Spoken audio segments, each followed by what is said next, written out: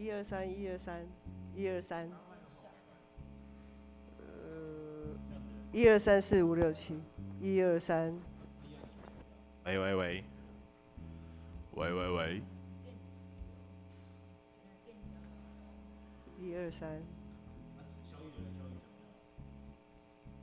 我觉得小雨可以再把它大声一点。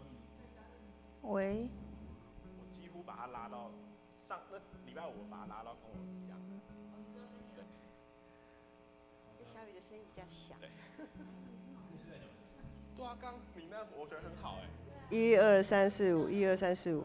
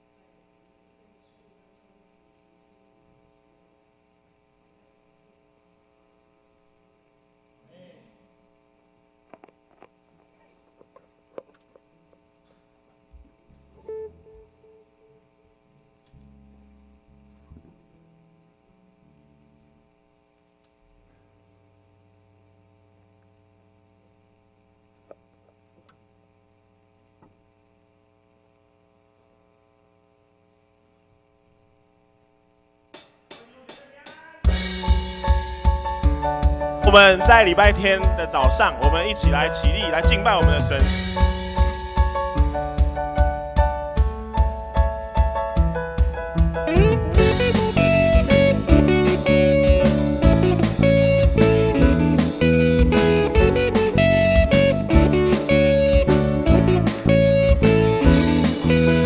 你的爱是永无止境。环绕我，你的爱使我苏醒，心中喜乐不住满溢，万物都向你呼喊，让赞美充满这地，黑暗终究会过去，为爱你牺牲自己，在你真光中我得着生命。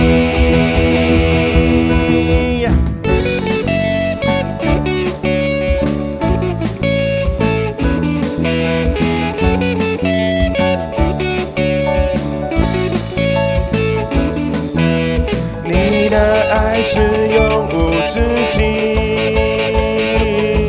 祝你四面环绕我，你的爱使我苏醒，心中喜乐不住满溢，万物都向你呼喊，让赞美充满这地，黑暗终究会过去，为爱你牺牲自己，在你真光中我得着生命，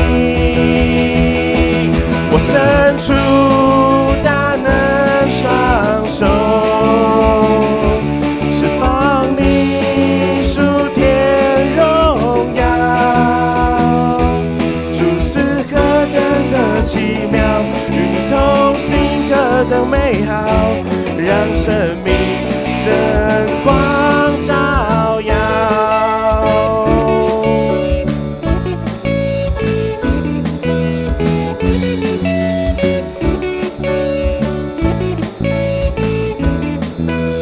你的爱是永无止境，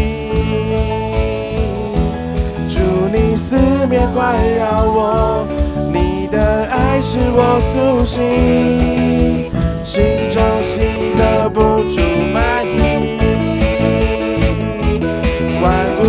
都向你呼喊，让赞美充满这地，黑暗终究会过去。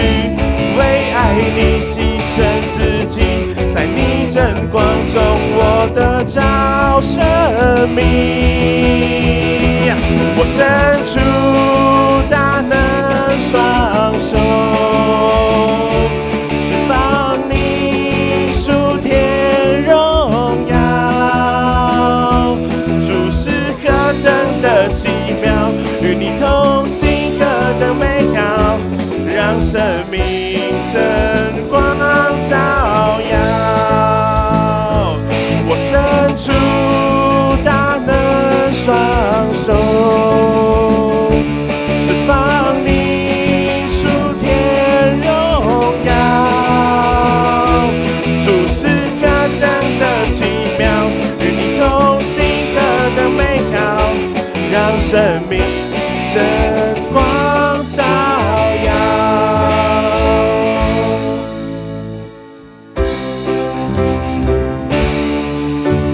万国万民起来敬拜，在圣洁的光中高举耶稣基督的名，天上地下起来敬拜，愿荣耀都归你，愿荣耀都归你，愿荣耀都归你，世界之光。耶稣，世界的盼望，唯一的真光，照亮一切黑暗。耶稣，道路真理和生命，配得至圣尊荣到永远。万国万民起来敬拜，在圣洁的光中高举耶稣基督的名，天上地下起来敬拜，愿荣耀都归你，愿荣耀都归你，愿荣耀都归你，世界之光。哈利路亚，哈利路亚，哈利路亚，哈利路亚。我们一起开口唱。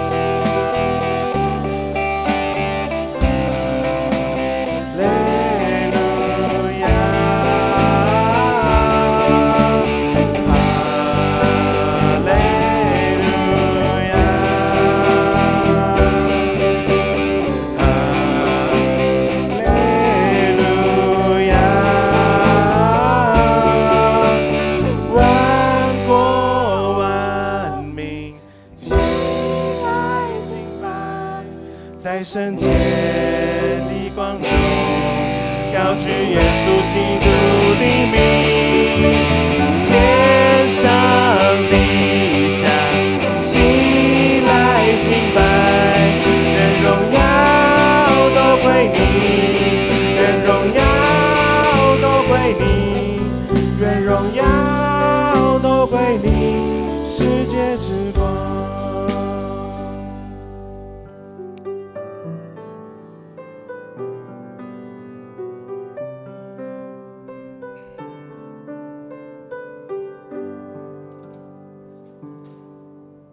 我们现在一起安静心来唱这首宝贵诗歌。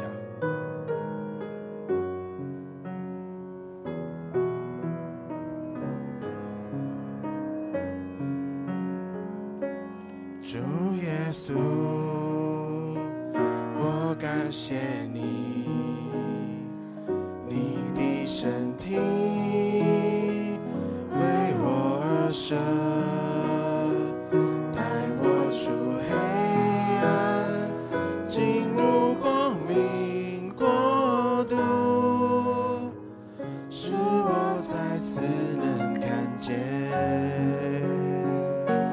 主耶稣，我感谢你，你的宝血为我而流，宝贵是加深，医治恩典永留，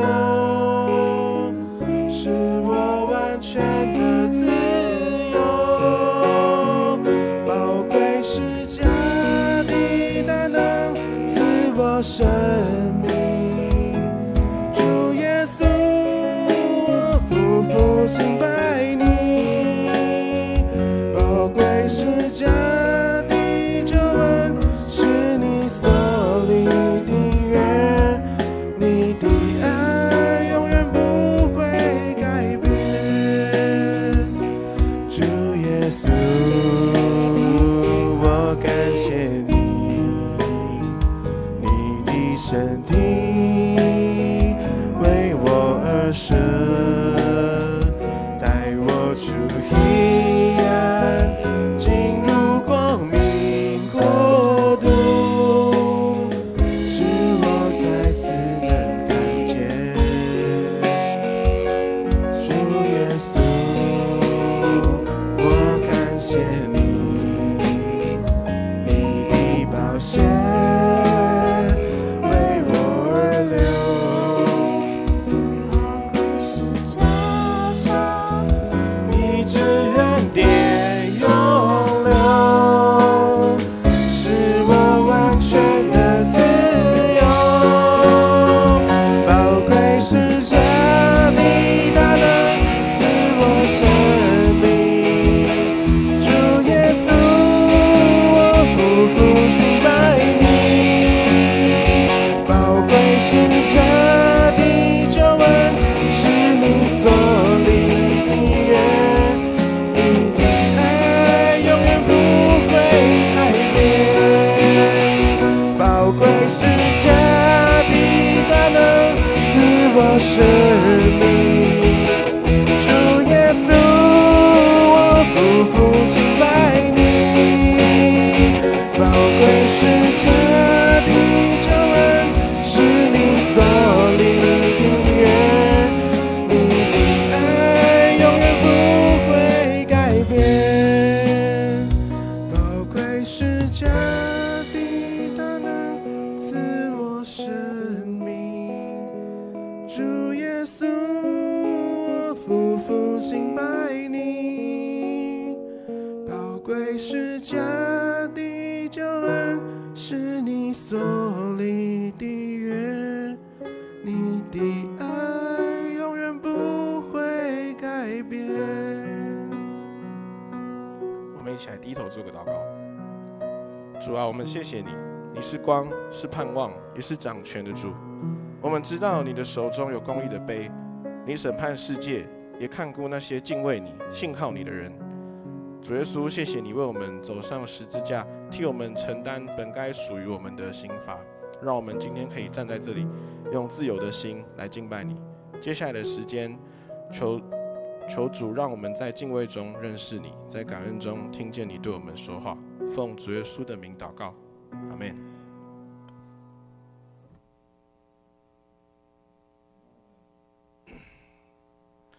让我们用使徒信经来做信仰告白，请。我信上帝全能的父，创造天地的主。我信我主耶稣基督，上帝独生的子，因圣灵感孕，由童贞女玛利亚所生，在本丢比拉多任内受难，被钉于十字架，受死，埋葬，降在阴间。第三天从死人中复活，升天。坐在全能的父上帝的右边，将来必从那里降临，审判活人死人。我信圣灵，我信圣而公之教会，我信圣徒相通，我信罪得赦免，我信身体复活，我信永生。阿门。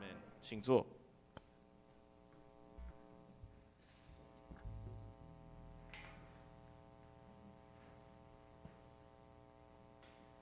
好，我这边进行报告，很开心，欢迎那个一月份的时候已经有香港的父来到我们建成教会一起做礼拜，他们现在又来到我们当中，我们一起拍手欢迎他们。要不要？OK， 那手中如果有周报的就一起拿出来一起看。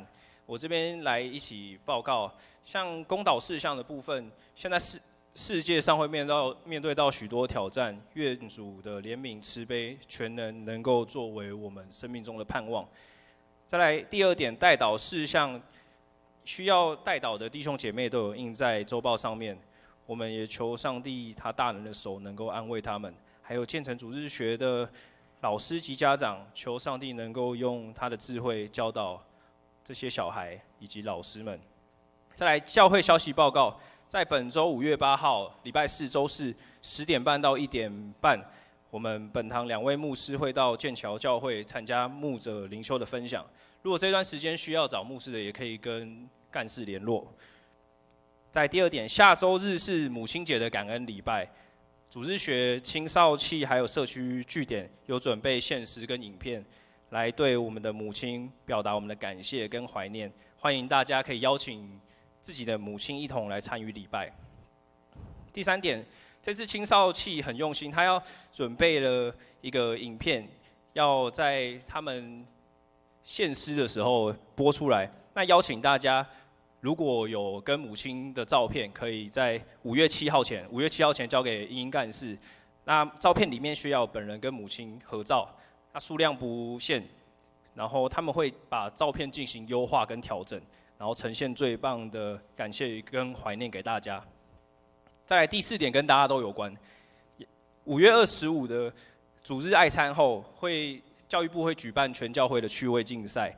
如果要参加的那个会友，能够就是在1楼登记，好让主办单位能够进行预备准备。那请大家一起踊跃参加，一起享受在主爱中。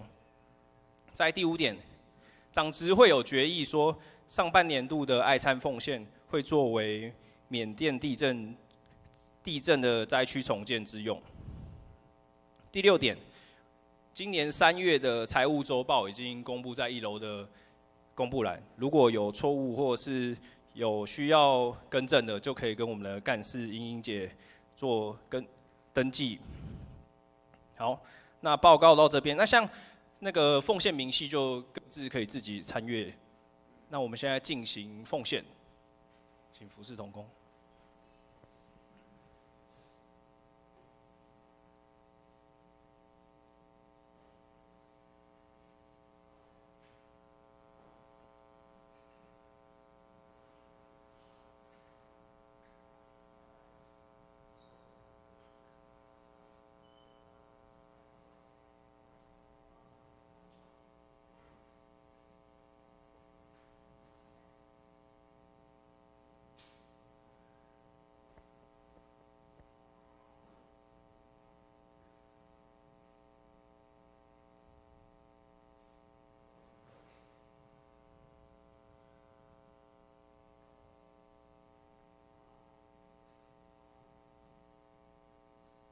好，我们一起低头做祷告。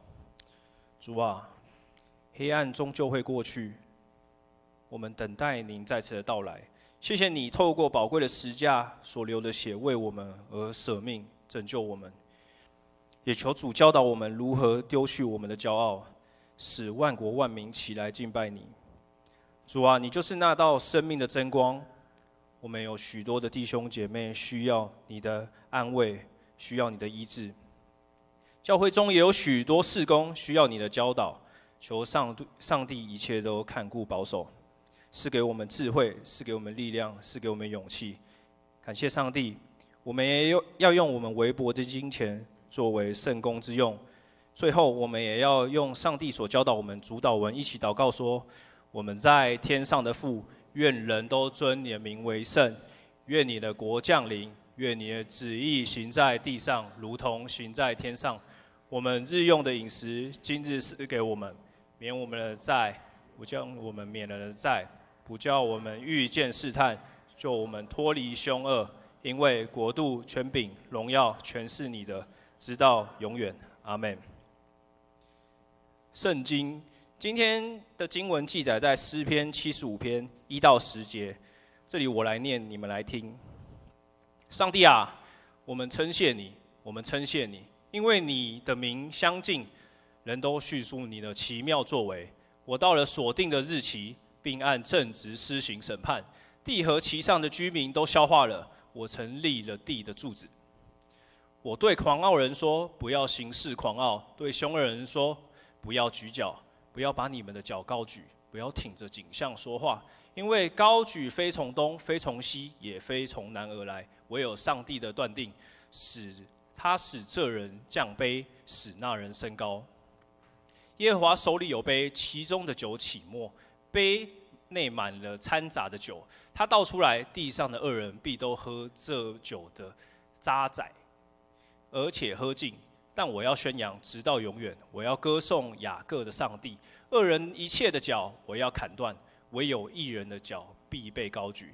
经文念到这里，接下来要把时间交给知梅牧师。今天讲到的题目是耶和华的杯。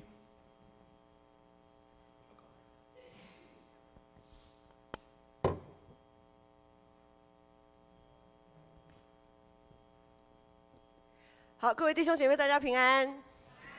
在上个礼拜3的查经祷告会呢，我们还在读雅歌。大家读雅歌的时候，也有提到说，有的时候我们可能会自己的身份会就是自我形象啦，有的时候我们可能会有一点怀疑，特别是我们在失业或者是失恋的时候，可能就会觉得啊，我是不是哪里不够好？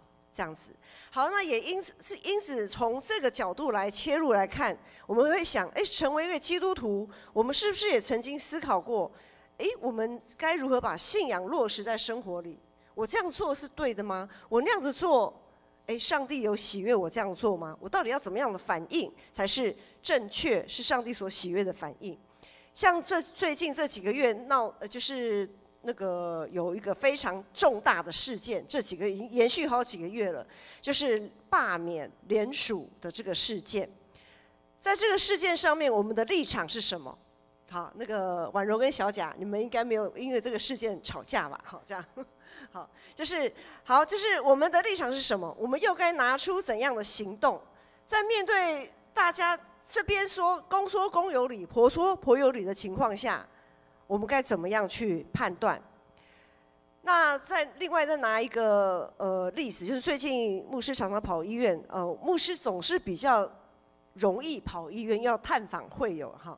探访会友，然后在跑医院的这个过程当中，我们也常常观察到一个事件，就是去探访嘛，总是会经过一些楼层，然后就看到一些事情、一些现象这样子。看到什么现象呢？就是许多的病人或者是陪病的家属，对于那些已经被工时、被病人及家属过度要求的那些护理师，我们都知道那个病护比对于现在的护士来讲，那个病护比都非常的高。一个护理师要照顾的病人的那个数量，已经有点超过他们的工作负荷。可是往往呢，牧师的观察是，很多的病人或者是陪病的家属都把护理师当成什么？当成服务员啊，就是要包君满意。我们要知道，医院的功能，它不是为了提供服务的地方，它是提供医疗的地方。可是我们病人到了医院，很多时候我们会要求 VIP 的服务，像饭店，好像婉柔他们饭店等级的服务，就是要包君满意，他才觉得这个护士好，这个医生不错，等等的。好，那当我们是个病人，或者是当我们是陪病的家属，我们到了医院，我们该怎么面对那一些其实已经被工作压榨的，已经失去笑容的护理师？我们有曾经关心过他们吗？我们该拿出的态度是什么？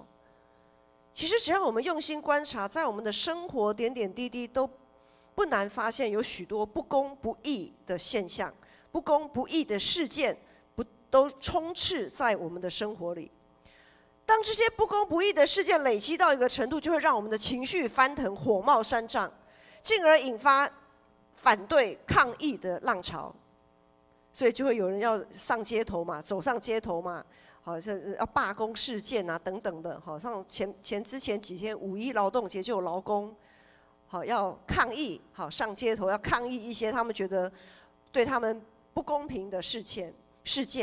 那今天呢，诗篇75篇的作者，这位诗人在他的时代也有同样的。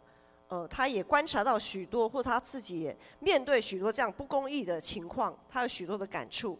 只不过他并没有任由自己的心受情绪摆布，而是转向上帝。我们看今天的经文第一节到第3节。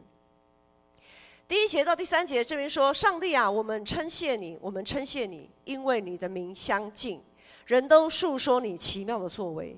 即便在这么不公义的现象比比皆是的时代，诗人依然有这样子的一个赞美，这样子的感谢。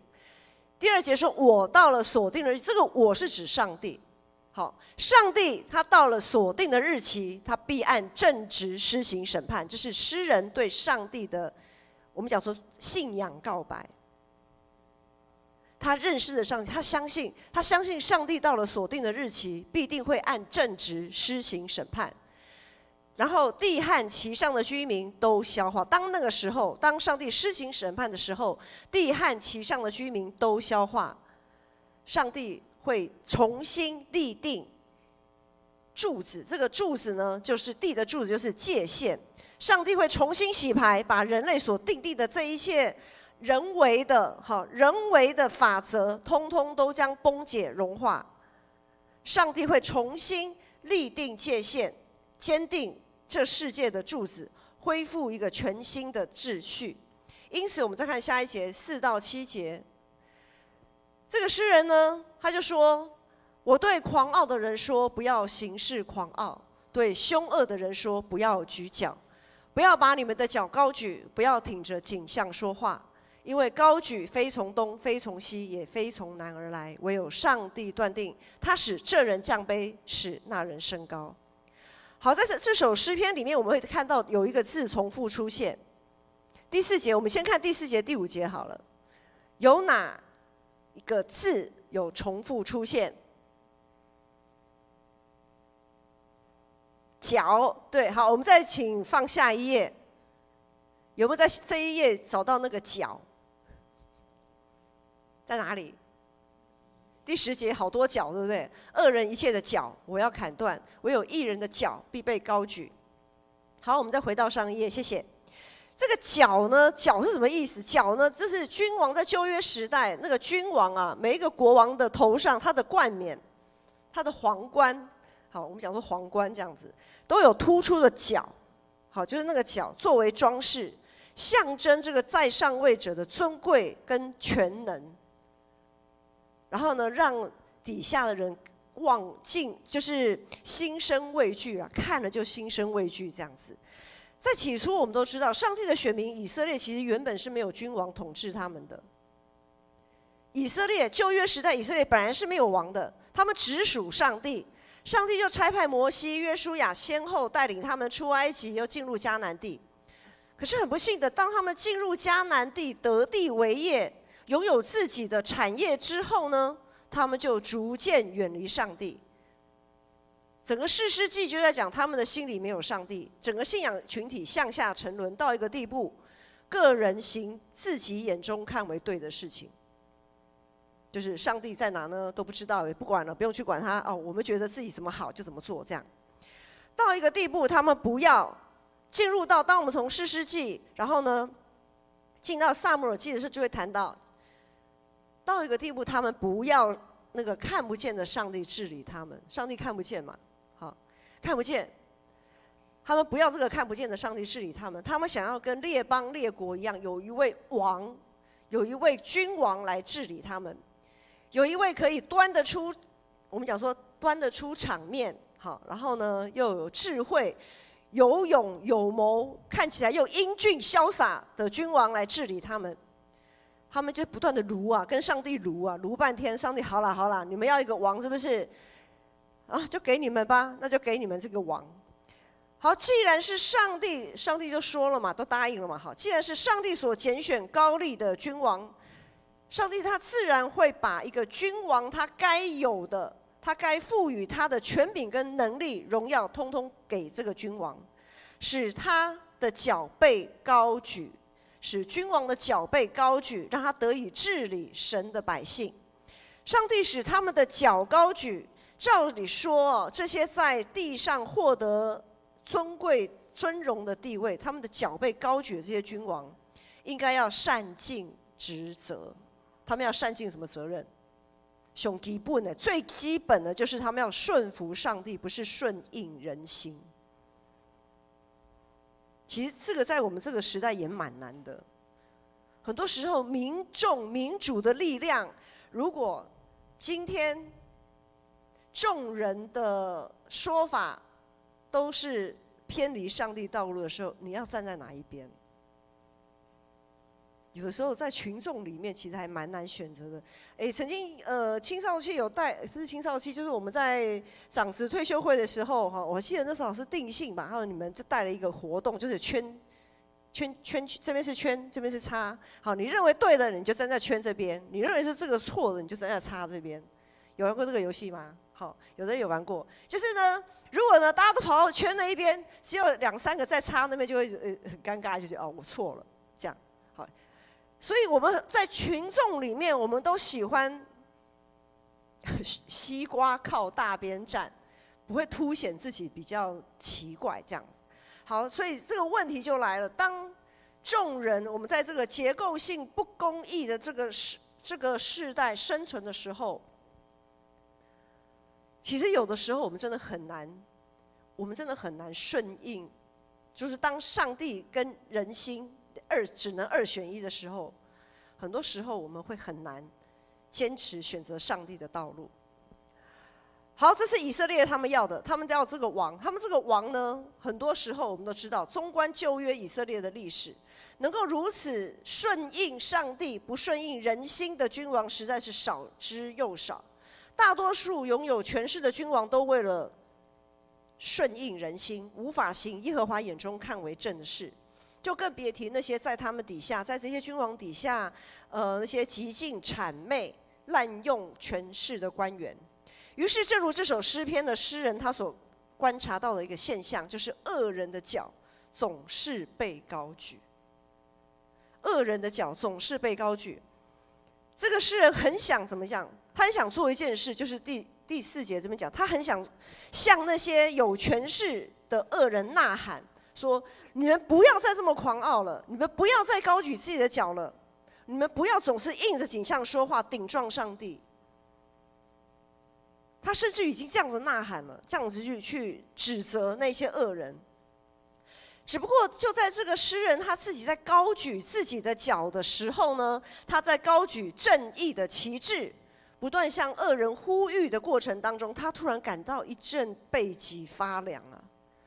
他突然觉得好像有点冒冷汗，谁是义人，谁又是恶人？谁是义人，谁又是恶人？我们心里所判断的恶人，就是上帝眼中的恶人吗？我们心里所认定的义人，就是上帝眼中看为正的人吗？其实很多时候我们会发现，我们也是傻傻分不清哎。因此，诗人才会接着说第6、第7节说：高举非从东，非从西，也非从南而来，唯有上帝能够断定。蓝的有蓝的立场，听起来好像也蛮有道理的；绿的有绿的立场，听起来也蛮有道理的，都很有道理，对不对？小贾婉柔，你们在讨论这个的时候，应该都觉得对方讲的都还蛮有道理的，对不对？好，真的有的时候很难去，很多在我们的处境里面很难去判断，因为我们都是有限的人啊。公平公义公平正义为什么这么难实现？就是因为我们都是有限的人，我们都有自己的处境背景，我们都有各自不同的立场。我们在这个结构性的不公义里面，牧师就简单举个例子，以前应该牧师有举过。比如说，我们都知道这个大地需要，有的时候我们不能撒太多的化肥、农药这些之类的。我们要维持地利，因为我们是上帝赋予我们管理这块土地的人。好，那身为基督徒，你如果要去市场买菜，照理说我们应该要支持有机农业，对不对？理论上是这样嘛，但是很难啊。你说牧师，我又不自己做菜，我去外面吃，餐厅吃，我们去餐厅吃，你确定它是有机农业吗？我们真的很难，没有办法说，我只选这家，我只吃这家，因为这家是有机农业。其他的那个再好吃不行，他们都有破坏生态，我不吃。我们会考虑这么多吗？很难呐，真的很难。有时候污染啊，什么什么什么的啊，有时候方便就好了啦，省钱、方便 ，CP 值要高，这样就好了。其他的顾不了这么多了。我们真的就是在一个不公义的结构底下。好，所以因为我们都是有限的人，我们都有自己的处境背景。牧师再举一个假设性的一个问题哈，一个假设性的问题。好，比如说，如果你的妈妈今天呢，如果你的妈妈跟你的老婆，或者是你的爸爸跟你的老公同时掉在水里，他们的求生条件都是一样的。就是他们能够求生啊，能够游泳，会不会游泳这些都是一样的。你要救哪一个？条件是你救了这个，另外那个就会死。你要救哪一个？好，这个问题非常的难。我们都很清楚，不管怎么选，事后都一定会有赞同跟反对的声音，像这样子的舆论，在我们的心里，甚至我们自己都会产生对自己的选择做怀疑的一个状态。不论我们怎么选，都一定会有赞同跟反对的声音。那这些来自四面八方的舆论都有自己的观点啊。但是很多时候，这一些舆论，众人就会透过媒体、透过网络，借着在自己可能在一些身份地位上的影响力，高举自己的脚。很多时候，我们也就会像这样子，用一种高高在上、俯视的这样子的一个态度，来评论这个事情。哎，你怎么可以先救你妈呢？你小孩你都不管吗？你老婆是跟你誓约的耶，你为什么不救你老婆，要救你妈？哎，你为什么不救你爸？你要救你老公？哎，你爸当初生你养你这么辛苦一辈子，你怎么可以弃你爸于不顾呢？你怎么那么不孝呢？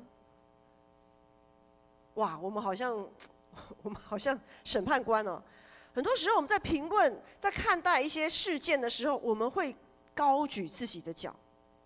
殊不知，当我们在高举自己的脚的同时，可能已经是被恶所胜，可能已经被撒旦利用，然后我们还继续应着景象说自以为是的话。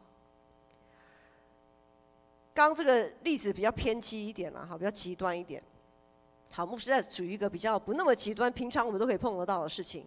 我们在人跟人相处、人际关系上面，有的时候我们说很多话嘛，网络上的那些文字也是话啦，好，就是那些语言、那些话语。我们在跟别人的对话上，是不是也常常会产生不公义的现象？比如说，耶稣就说了哈，耶稣说：“是你们的话是就说是，不是就说不是。如果再多说，就是出于那恶者。”好，问题就来了，大家思考一下，在我们每天所说的话、所听到的、所看到的、所透过网络发出去的，不管是 FB 啊还是什么什么都好，这一些话里面，到底哪一些是随口说的场面话？哪一些又是认真负责、说到做到的，可以像是一个誓言这样子的存在的话？我们的话有多少百分比是随便说说的啦，听听就好了，不要当真，不要那么认真，好？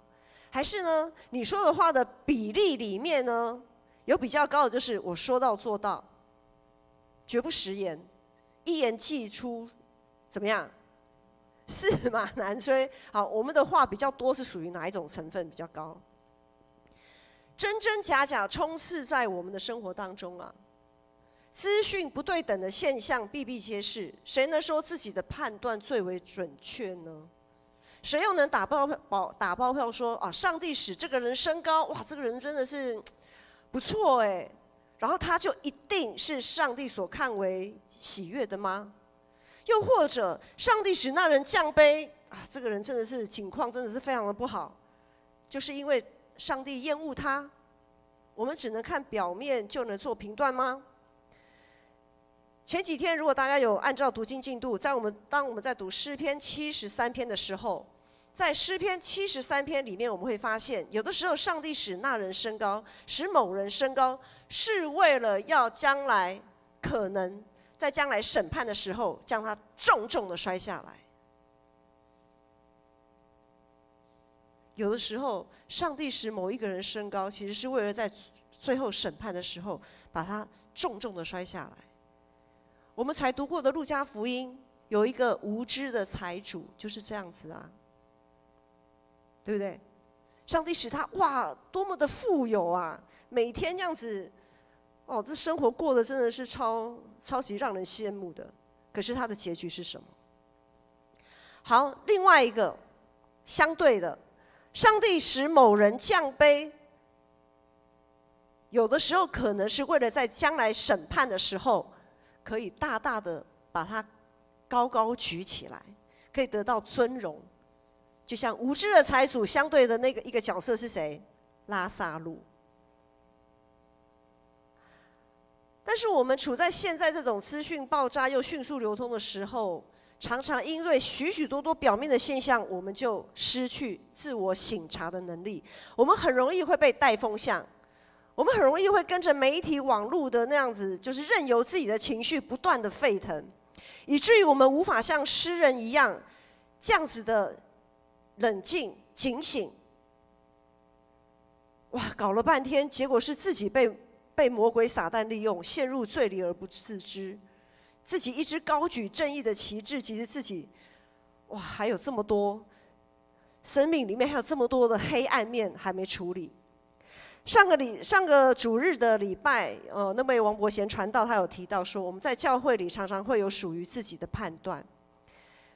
我们会判断说，这些人是好人那些人不太好，感觉我不是很喜欢。那一些人呢是很好沟通、很好讲话的人这一些人呢很难沟通很硬怎么讲都讲不听有的时候我们会判断说，这边有一些人热心服侍，举一反三，多走一里路，真的是非常优秀优秀的基督徒。然后另外有一些人呢，就是常常要人嘘寒问暖要问候他，要伺候他，伺候的非常的滴水不漏这样子。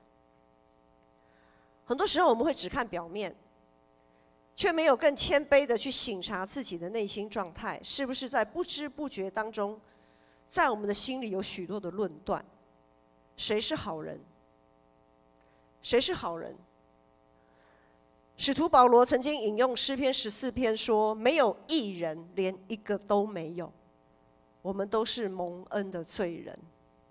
我们充其量只能警醒，不断的勉励自己，要朝着上帝所喜悦的道路前进，去做上帝所喜悦的选择。但是问题来了嘛，有的时候我们甚至连上帝的意思我们都不是那么清楚，对不对？好，所以我们真的都只是蒙恩的罪人。然后再来呢，所谓那些难沟通、很难剃头的人呢，也是他们的意见跟自己不一样而已。保罗要我们竭力保守圣灵所赐的合一的心，不是因为意见不同我们就要分党结派、排除异己，然后甚至是企图要消灭那个不同的声音。我们要知道，当你认为别人不好沟通的时候，其实别人也会也是这么看你的，对不对？当我觉得那个人很难沟通他也会说志梅牧师也很难沟通啊，讲什么志梅牧师都不听都不理，怎么听不懂啊？为什么都听不懂呢？为什么不懂我的意思？这样，结果呢就应验了耶稣所说的你们不要论断人，免得被论断。好，至于有一些特别需要嘘寒问暖、耐心伺候的人，或许他们正走在死荫的幽谷，或许他们还在跟上帝摔跤，他们也还没弄清楚到底现在是怎么一个状况。或许他们的内心正在信与不信之间，还在不断的摆荡翻腾。或许他们还没领悟到使徒雅各曾经说的，即使遭受各种试炼，也要以为是大喜乐。因为当我们受过试炼、受过考验的时候，其实这是上帝要我们被淬炼的更好、更棒的那个时刻。所以越是不如己意的时候，我们越要谨慎、谦卑省察自己内心状态。使徒保罗提醒我们说，我们是谁啊，竟能论断别人的仆人？他或站或跌倒，自有他的主人在。意思是说，我们是谁？我们凭什么论断上帝的仆人呢？我们都是上帝拣选的，我们凭什么去论断人？他是站得很稳的，或是跌倒的，自有上帝去做判断。他要高升还是低下，自有上帝的时间跟他的意思。我们凭什么说长道短？第8节到第10节，我们看下一页。第8节到第10节，这里说，耶和华的手里有杯，其中的酒起沫，杯内满了掺杂的酒。他倒出来，地上的恶人必都喝这酒的渣滓，而且喝尽。但我要宣扬直到永远，我要歌颂雅各的上帝。恶人一切的脚我要砍断，唯有义人的脚必被高举。会喝酒的人都知道，酒是不能掺着喝的。酒如果掺着喝，很容易喝醉，或者是很容易头痛，就是很容易不舒服就对了。诗人在这里说，耶和华手里有杯。这个杯里的酒呢，不是上等的好酒，不是用来宴请宾客的酒，而是掺入了各种杂质，容易使人晕头转向东倒西歪的酒。这杯是审判的杯。诗人说，时候将到，上帝会让恶人喝尽这杯，接受审判，恶人的脚必被上帝砍断。所以我们不要试图一直高举自己的脚，我们可以有不同的意见，我们可以因着一些表面上我们看得到不公义的现象，我们可以提出我们的反对，但是我们在这个反对的同时，我们也要自省，因为上帝自会判断。弟兄姐妹，我们要当心自己，不可以一直自以为义，行义过分。要知道，耶稣，我们前2个礼拜复活节的那一天，我们有演剧哈，就是耶稣接下了那一杯。耶稣替我们全人类，包括你我，为我们接下喝尽了上帝所递给他的杯，那个审判的杯。他替全人类接了那个审判的杯。这一切都是为了怜悯，为了拯救，为了要挽回我们，为了要挽回我们。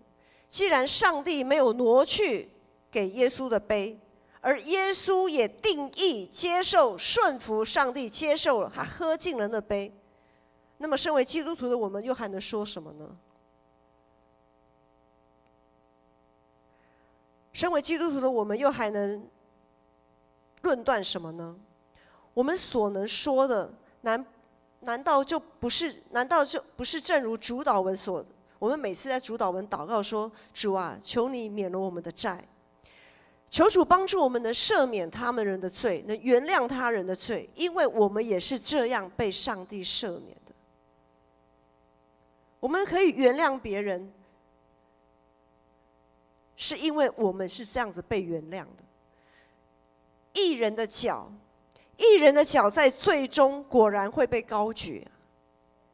基督果然复活了，基督复活了，他的脚被高举。我们就像那2位跟耶稣跟耶稣同钉在十字架的那个罪人，我们也进入了主为我们所预备的乐园。还记得耶稣在十字架上说的吗？主啊，求你赦免他们，因为他们不知道他们做的是什么。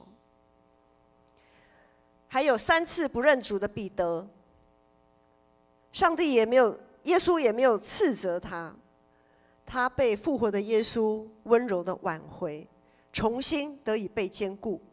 这一切都是因为主耶稣的怜悯。那么既然我们都是被耶稣基督的恩典所挽回的人，那为什么我们又拼命的想要高举自己的脚呢？我们的脚若能够暂时在这个世代被高举，我们的声音若能在这个世代被听见，我们所看重的若刚好也是大家所能看重的，那是基于上帝的恩典。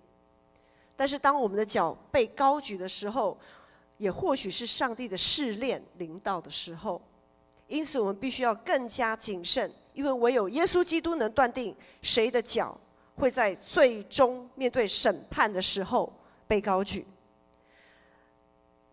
如果我们在此时此刻被凌辱受欺压，在此时此刻受凌辱被欺压的脚，在审判的时候或许会被高举。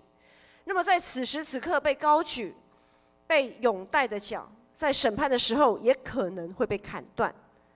因此我们不要因为义人的脚被折断就呼天抢地，也不要因为恶人的脚被高举就顿足捶胸。高举非从东非从西，唯有神断定。这是我们在这不公不义的世代所当怀抱的盼望。最后牧师用罗马书第8章跟大家一起互相勉励。罗马书第8章24到25节这里说，我们得救是在乎盼望，只是所见的盼望不是盼望，因为谁还盼望他所能见的呢？都已经看到了，就没什么好盼望的嘛。但若我们所盼望的是说看不见的，我们就要耐心等候。弟兄姐妹，不要因为我们眼前所见、耳朵所听的那些难以理解的事情，我们就陷入迷惑，又或者在我们难免陷入悲伤、失望、愤怒的情绪之后，我们总要记得上帝是唯一的审判者，唯有基督是世界的光，有光的地方就不会有黑暗。我们一起来唱这首诗歌，我们一起起立唱这首诗歌《世界之光》。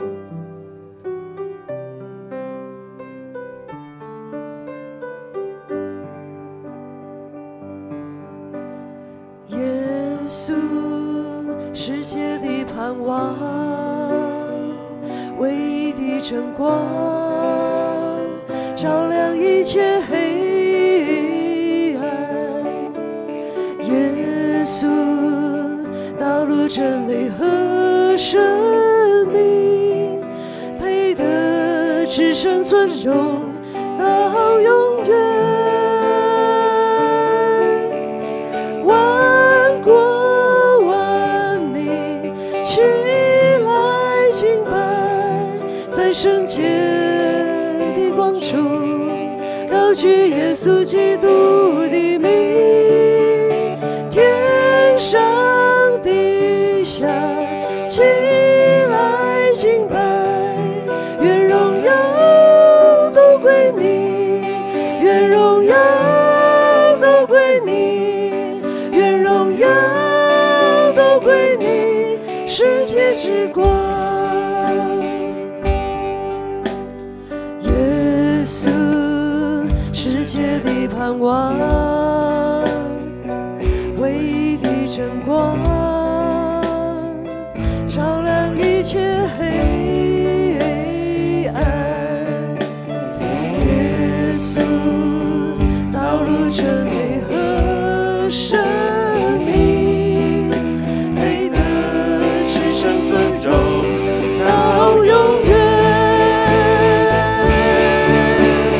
万国万民起来敬拜，在圣洁的光中高举耶稣基督的名，天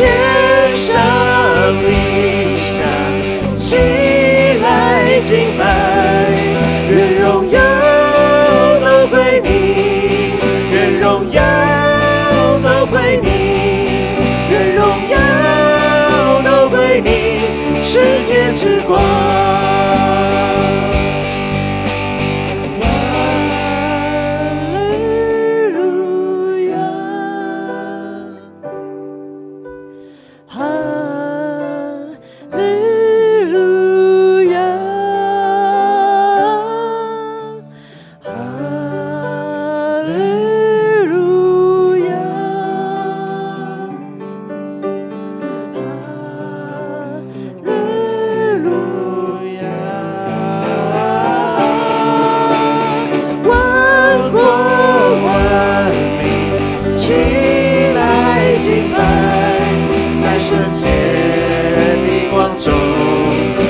耶稣基督黎明，天上地下，起来敬拜，愿荣耀都归你，愿荣耀都归你，愿荣耀都归你，世界之光，万国万民起来敬拜，在圣洁的光中，高举耶稣基督黎明，天上地下，起来敬拜，愿荣耀都归你，愿荣耀都归你，愿荣耀都归你，世界之光。是的，哈利路亚！主啊，我们赞美你。主啊，我们要将一切的荣耀都归给你。主，当我们看不清这世界的状态的时候，主，你仍然是那位高高在上掌权的主。愿我主耶稣基督的恩典、天父上帝的怜悯、圣灵的大能与你们同在，从今时直到永远。阿们。那我们一起来唱最后一首歌。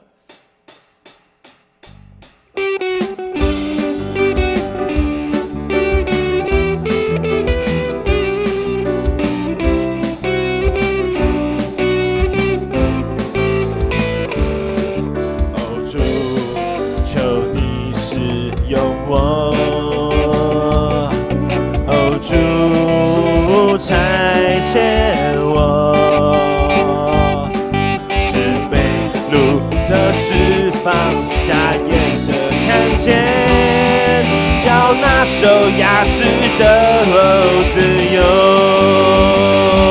大声说，带不走，带着主所赐的力量，勇敢地面对每天的不一样。每天做回娘，有主同行，我不害怕。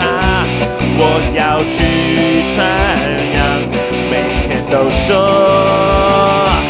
哈利路亚！哦哦哦哦哦哦哦哦哦哦哦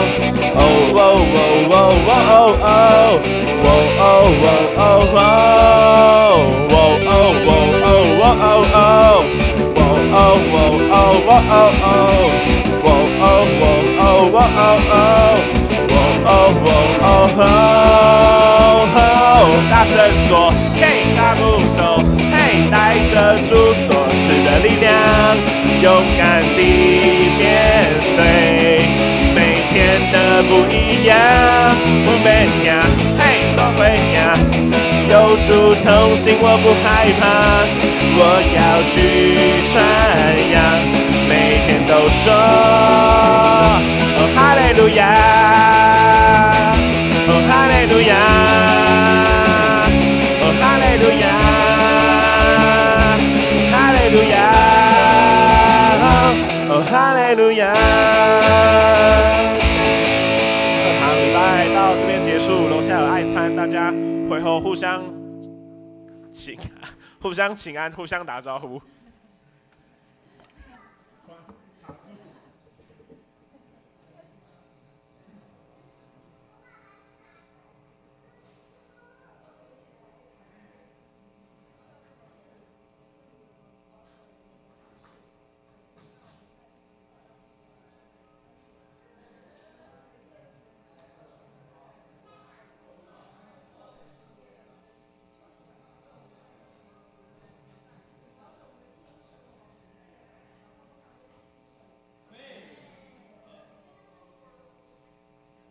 谢谢各位。